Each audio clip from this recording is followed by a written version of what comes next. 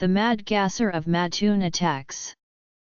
In the quiet stillness of America's Midwest, where cornfields sway gently beneath a wide, endless sky, there are stories that slip through the cracks of time, stories whispered in small towns, retold in hushed tones, and kept alive by the lingering scent of fear.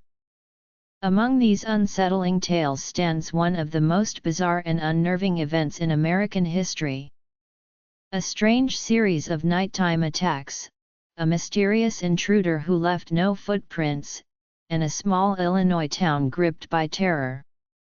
Tonight, we descend into the chilling mystery of the Mad Gasser of Mattoon, a case that remains unsolved after more than 70 years. A case of strange gas attacks, creepy Midwest legends, and one of the most puzzling unexplained intruder cases ever recorded. Sit back, breathe slowly, and let the quiet darkness of Mattoon, Illinois surround you.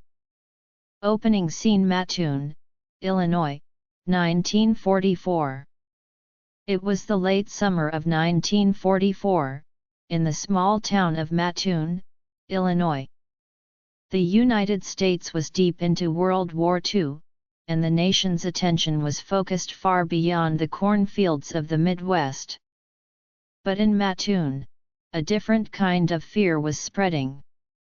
A fear not of bombs, or foreign enemies, but of something or someone lurking much closer to home. The nights were warm and still. Most families slept with their windows cracked open, allowing the faint breeze to drift inside. The houses were quiet, the streets empty, and nothing seemed out of place. Until the first attack. The first victim: a strange sweet smell. On the evening of August 31, 1944, a woman named Elaine Carney awoke suddenly in her bed. At first, she didn't understand what had stirred her. The room was quiet. The night was still. But something was wrong. She felt dizzy, weak. Her legs tingled, as though they weren't entirely there. Then she smelled it. A strange, sweet, sickly scent drifting through the bedroom. Not perfume. Not food. Something chemical, artificial, unsettling. Her husband wasn't home. He worked nights as a taxi driver, so she was alone with her 2 young daughters. Trying to stand, she found her legs wouldn't respond. Panic washed over her. By the time her sister arrived to check on her, Elaine was partially paralyzed from the waist down, her lips numb, her face frozen.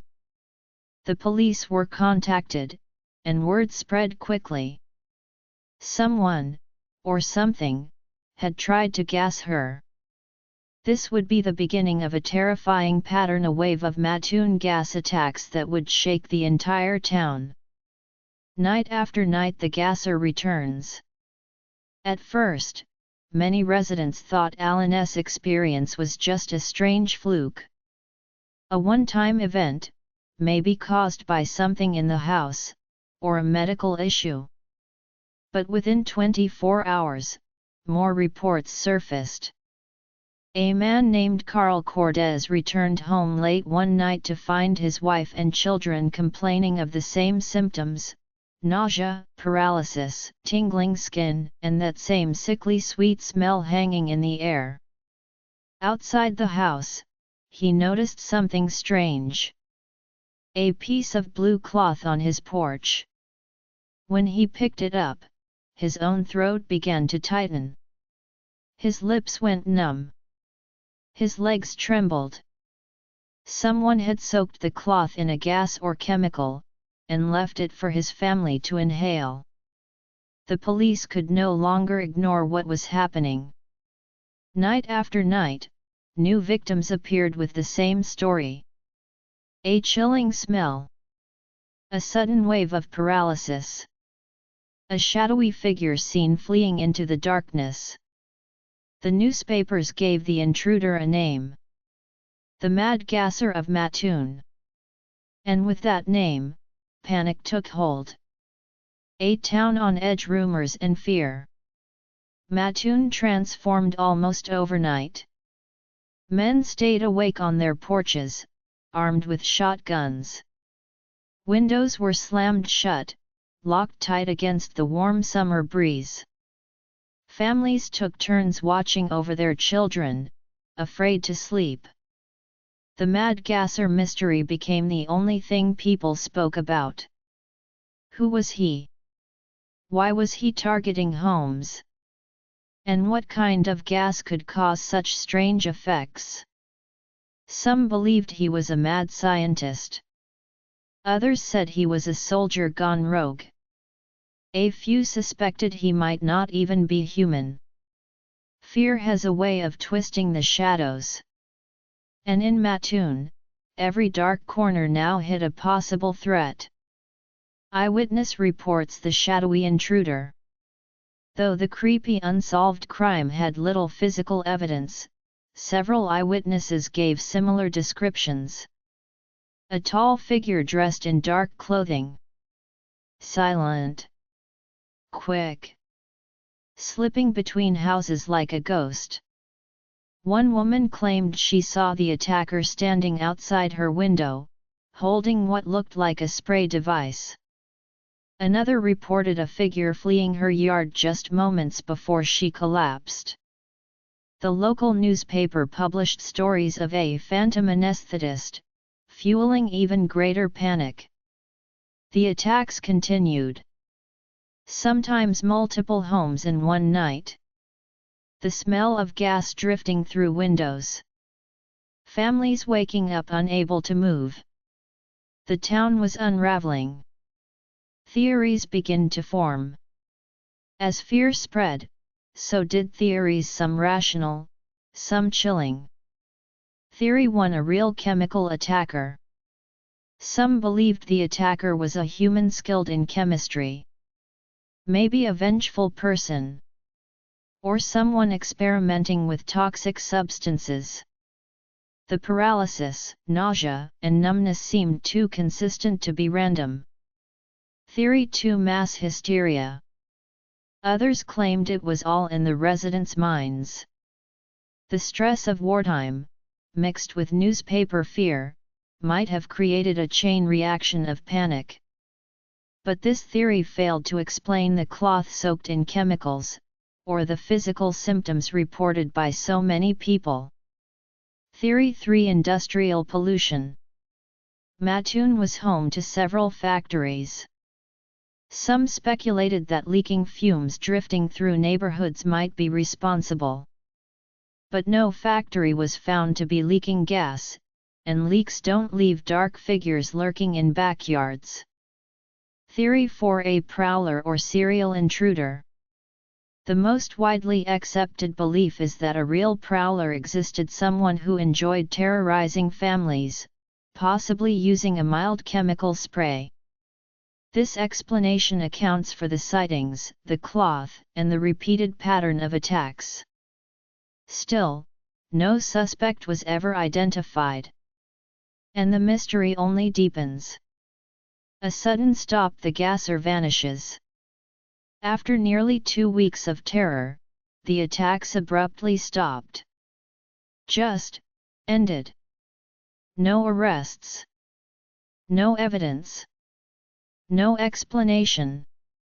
One night, Mattoon was a town living in fear. The next, silence. The mysterious prowler stories faded with time. Life returned to normal. But questions lingered in every home touched by the strange intruder. Who was he? And why did he stop? Was he scared off by armed citizens? Did he flee town? Or did he simply grow bored?